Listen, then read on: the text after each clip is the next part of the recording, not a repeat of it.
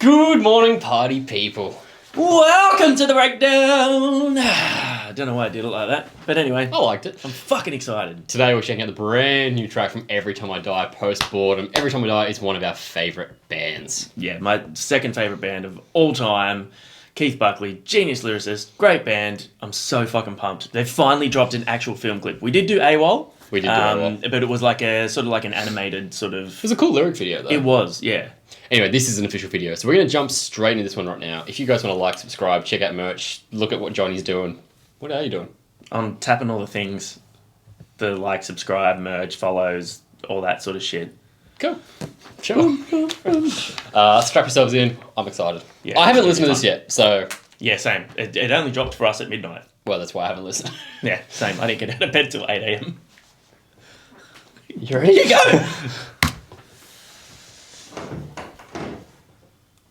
This is a 6-minute video. Okay.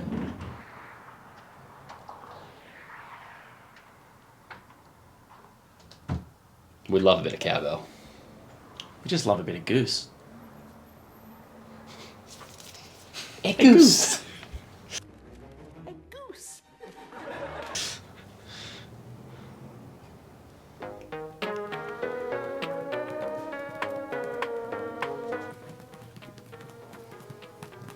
Bit of heart-shaped box. Is it Nirvana? Yeah. Man, this is Interesting. incredible. You have the moistest hands in Buffalo. Oh, thanks a lot, man. It's probably because I play the bass. You do? Yeah, you know, I actually keep a bass here and practice when business is slow. You know, my mom said I have a really good voice, and then the guys down at the garage seem to really enjoy when I sing for them. So, if you ever start a band, you should give me a call. All right, man.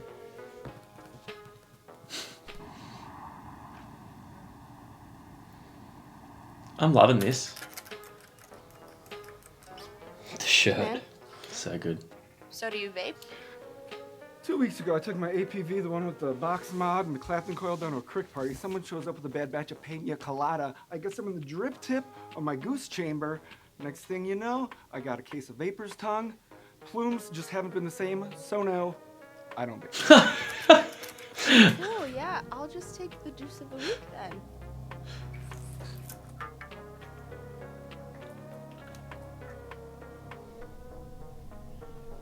Riff Wizard.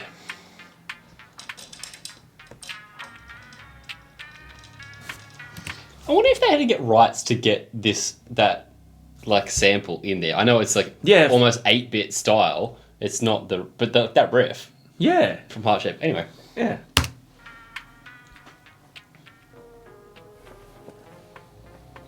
Gotta love Andy. I was shitting in that room back there. Do you need help with those drums? Oh, man, don't worry about it. I got it. Sick. I love that, just super nonchalant. I was shitting in that room back there. That's something you'd say. Yeah. Now you know why I like Andy so much.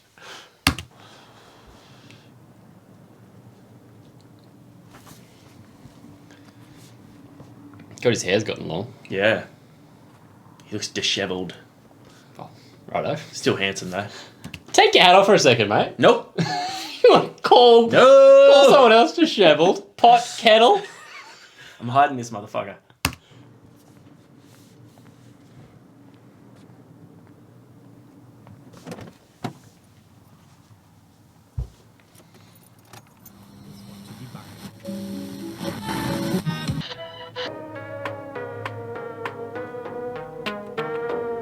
They're really using this Nirvana thing, aren't they? I hope you enjoyed that MIDI version of Nirvana's heart-shaped box. I'm Bentley, super excited to debut a brand new song. It's called Post Boredom. You can definitely relate, so we're kicking it up a notch right now. From Buffalo's hometown heroes, Every Time I Die.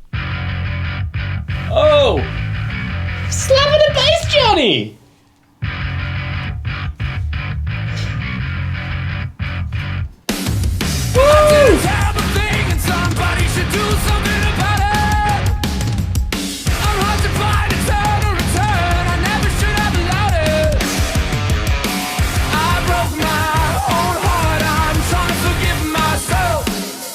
But if it gets too close, I gotta kill it all.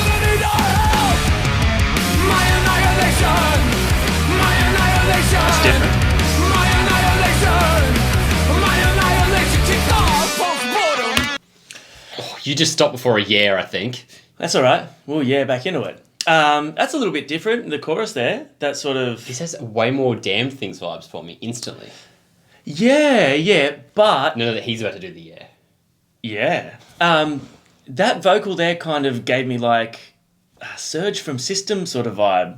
Oh, yeah, in a way. Hear that, yeah. It's like the tempo and the melody of it. Yeah, and I guess I can hear the Damn Things thing, like sound, but like it gives me like the Bronx vibes. There's a lot of space. It's very rock and roll. And I love Party Etid. Party Etid's back. Every time I die, for those of you playing at home. Yeah, this is fucking fun. Hang on, before you do as well, I'm instantly getting the film clip. It's giving me Bloodletter vibes. That August Burns Red clip we did, that was a bit like... The shopping centre one? Yeah. I'm going to take it back to the 3-minute 40 mark here, just because I want to hear this kick in again. Let's go.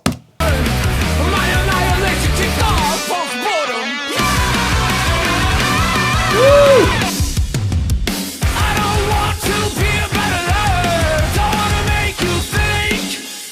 That's sick.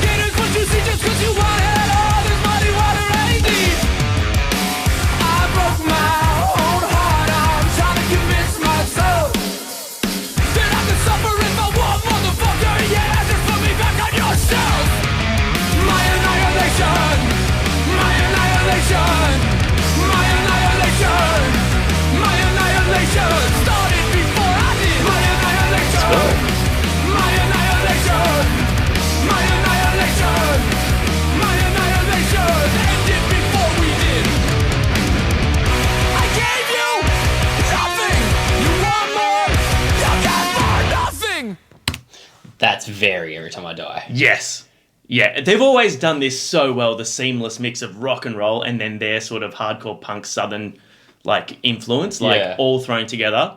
And the more I listen to this, it's like I don't want to compare this to the Damn Things because this to me is what stood out with Every Time I Die in the first place for me. Songs like, Ebola-Rama and then The New Black and then the album after it was Werewolf. They've always done this. And I'm glad to hear this level of rock and roll Etid back in their repertoire. Woo!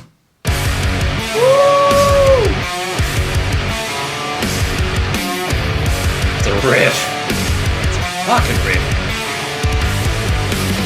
Somebody give a big man a little throw. Somebody give a sick man his poison pill. I don't want no. I've done it all wrong. Ooh, so key long change. it feels okay. Catchy as hell. From up here, the parties and funerals, they look the same. Woo! But every morning after is the same day. Every morning after is the same day. I won't more. Last chance, make me another mistake. All I can take is everything. Another key change here. I walked in with one foot God, that drum is sick. So good. I broke my own heart. I'm trying to forgive myself. I don't give a goddamn about the magic. All just put me under your spell. My annihilation. My annihilation. My annihilation.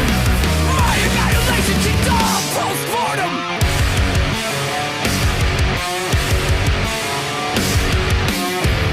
I gave you nothing. You want more. You get more. Oh, shit. Yeah, that God rocked. damn. Hey, That was so much fun. the repetition is something that we haven't heard from them in a while in that way. Like the repetitive Verse, chorus, chorus, Well, not structure. even just like the structure. I don't think actually it did have the same structure. Because there was like the key was a few changes. There was changes, two yeah. key changes. There was tempo changes. I don't think it had the same structure. But the more repetitive lyrics coming back in that's... The My Annihilation. well, that's my first time. And by the time it came through, you kind of like... You Yeah. can go, oh, yeah, that's it. On that chorus, I thought that was really an interesting way of having a chorus and doing something different. That vocal tone, like I said, it kind of... The System of Down Surge thing kind of faded away. Yeah, by that the was end the of very it. first verse. And I think Yeah. after that it wasn't. So he's made a very, very different sort of sound while keeping a chorus, but it's not like it's a catchy chorus, but it's not a melodic sing-along chorus. It's more like a call line, which I think is cool because the melody and the hook is actually in the verse melodies, and when it does that pause in the riff, it's so rock and roll and it's so catchy. Yeah. But they also did that without going sort of screamy in the chorus, which I think was cool. So I guess I can see where a lot of the Damn Things references are going to come. For anyone who doesn't know, that's Keith, the singer's other band with members of Fall Out Boy and Anthrax. The bass intro is something we haven't heard from them before, which I really liked. That was great. Super heavy tone too, which sounded sick. Yeah.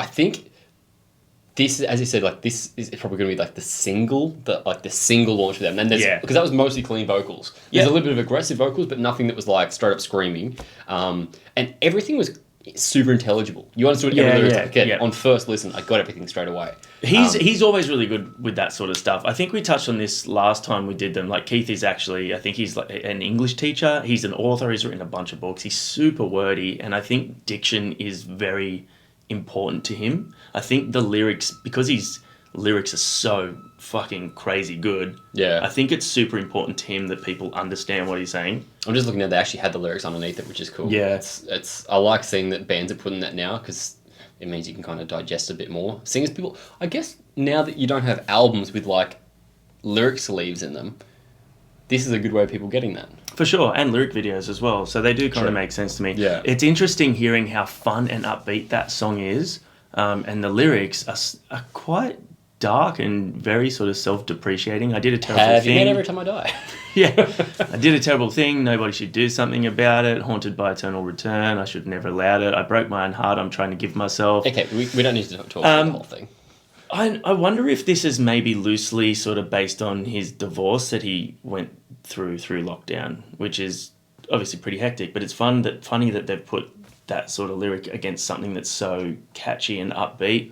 I think them being in lockdown and the things that they've gone through, this is going to make for a very interesting album. This has been a long-awaited album for us. That is the first big single, and heck, I'm excited. The album's called Radical, which I also love, because that word is fantastic. The artwork for it looks so fucking sick. Oh, I haven't seen it yet. Oh, dude, it's so 80s, like... Is it radical? It's so radical. I love when they do that. It's like all fluoro, and it's... October 22nd really can't come fast enough. What did you guys think? For those of you that haven't checked out Every Time I Die, do it. Do it. Look, I love you all, but if you don't like Every Time I Die and you can't get down with this, fuck you. You know what? I can understand how people might not get Every Time I Die, particularly people who don't like heavy music. Because they've got a sound that's quite abrasive, it's not as clean as metalcore. It is that dirty southern metal inspired stuff. And I can understand how this isn't something that everyone can get down with. So I'm so sorry about Johnny. He's very rude. I'll stick by it. But sorry. I can understand how people might not fully appreciate that as much as some of the other stuff we've checked out on here. What I would say is go back through and listen to even like the easier songs to start with. Start with The New Black, start with Werewolf, go through and listen. Things like that. Some of their bigger singles, and allow yourself to go in there. This is also along those lines for me. See, the thing, 100%. And we haven't seen this, like we've seen like songs with clean singing, like It Remembers and stuff like that. That song bangs, by the way. Yeah. Features Brandon Urie of Panic at the Disco. Mm-hmm. Yeah, Panic at the Disco is actually a huge... Brandon is actually a huge E-Tid fan. He has the sleeve tattooed from one of their albums. Yep. See, the thing with Every Time I Die about them not being accessible to certain people is when I heard them, they came out amongst all the metalcore that I was listening to, like Bleeding Through, August Burns Red, all that sort of Kill Switch. And I was just like, whoa, what the fuck is this? This is so different. This is so heavy, but it sounds fun. This sounds like party music. Yeah. To me. But again, that's because you already like those other bands. For people that aren't into those sorts of bands, this is a different thing to get into. I'm just saying, I'm not judging you if you haven't listened to them. I'm judging. Johnny's a fuckwit. That's what... If you can take anything away from this video, that's it. We'll see you guys next time. See you.